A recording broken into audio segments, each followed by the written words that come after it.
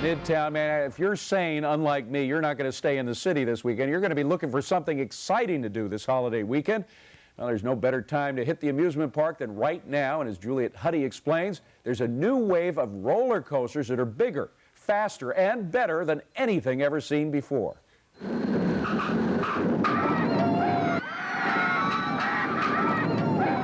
The Incredible Hulk, Magnum XL 200, the Scorcher. They're America's newest generation of roller coasters.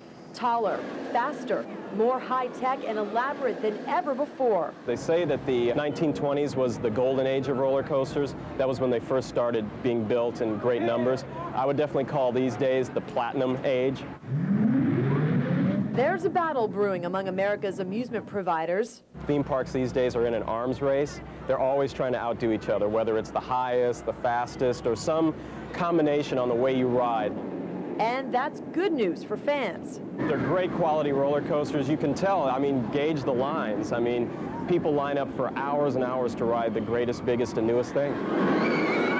The first American roller coaster was built at Brooklyn's Coney Island more than 100 years ago, back in 1884. Today, there are more than 500 roller coasters in the U.S., and this is one of the newest ones. With the help of 220 50-horsepower motors, the Incredible Hulk catapults riders up a 150-foot tunnel with the same G-force as an F-16. You start clicking up and then it just shoots you right out of the hole. The Hulk's one of two 60-mile-an-hour coasters here at Universal Studios' new theme park, Islands of Adventure. I felt like my stomach was going to come out my mouth. The second one, dubbed Dueling Dragons, is the world's first dual coaster deliberately designed to create a near-miss experience for fans. In the 70s, really, I guess the steel coasters started to show up in a big way, and now it's been, how far can we push that?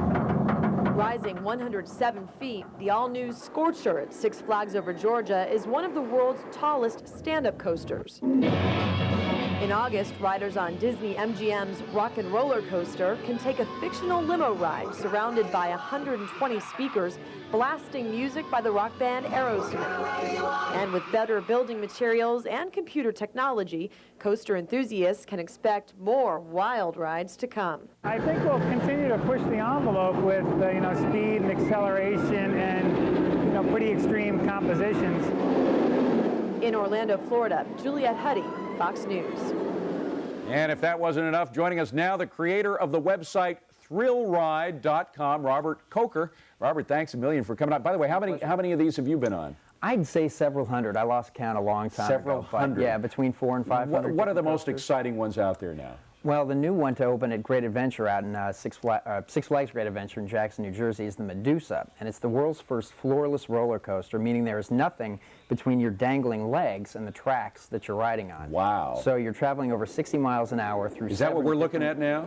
Yeah, that's it. That's the Medusa. Yeah, look at that. Yeah, it's sort of like a flying chair design. So when you see the rails, passing by beneath your feet at that speed. Now, you have to wait in line sometimes an hour for these rides. How long is the actual ride itself? They usually run under, 2 minutes. They're pretty short, but they're so intense that you're getting like an hour's worth of thrills in these rides. Now, there's one at Busch Gardens called Apollo's Chariot. Tell us about that ride. That's one of the new 200-plus foot tall hyper coasters, and its first drop is 210 feet tall. Whoa! Look at that. There it is. 70 miles an hour. Yeah, just remarkable. How fast do you go? Over 70 miles an hour. It's about 72 miles an hour is the top speed.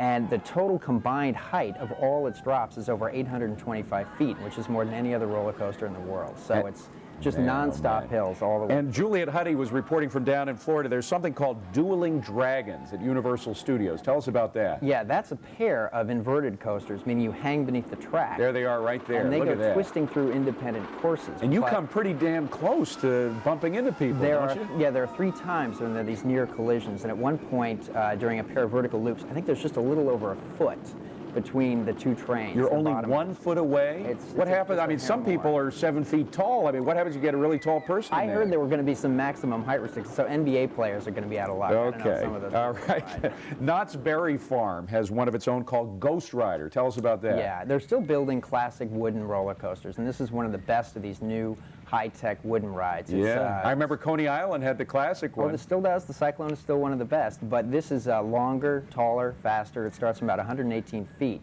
and it's also got great pacing. The last part of the track is probably the best part of the ride. Does it make those old-fashioned sounds like the Cyclone did? The wood has a tendency to creak, unlike the plastic ones nowadays. Exactly, which are so much quieter and smoother. No, they bang around, they make noise, they rattle, and that's part of the fun. Now, I've done Space Mountain down in Florida at Disney Studios. Is there anything more exciting than Space Mountain out there? Well, Disney is getting into some very hardcore thrill rides, and they're opening up later this summer the Rock and Roller Coaster down at the MGM Studio Park at their Orlando property.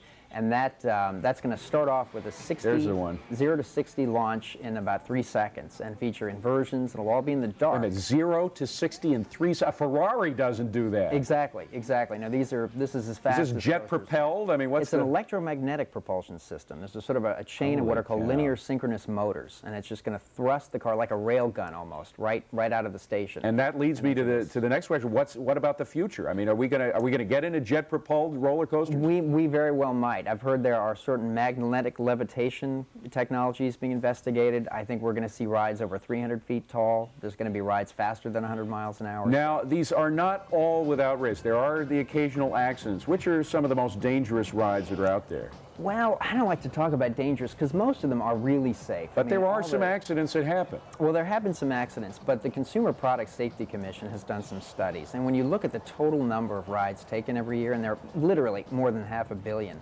that the odds of having any kind of injury are about 1 in 4 million, and the odds of a fatality are about 1 in 300 million. All right, well, those odds sound great, but I know one guy who beat the odds, okay? We're talking about a guy who sort of everybody had kind of an inkling, well, it's not so bad that it happened to this person, but Fabio. Right, the most gorgeous man in the world, according to some estimates, had a little accident. Tell us about that. Well, I was actually standing on the platform there he is. When he came back into the station. The beautiful Fabio disfigured. And that is about as freakish an accident as you're ever going to see. Well, as he was going down the first drop, apparently, I think it was a goose flew by and just contacted right with him, which is... Wait a minute. A goose? A goose, yeah. There's a pond nearby, and I guess there's some waterfowl, and one of them picked that moment to just soar by the front of the first drop. So, I mean, all things considered, it could have been much uglier. So, I think I can't believe a goose is what did that. Yeah, and those kind of accidents you're never going to be able to prevent. I mean, that's why they're called freak accidents. All right, I got to ask you the question. What's your favorite roller coaster in the country?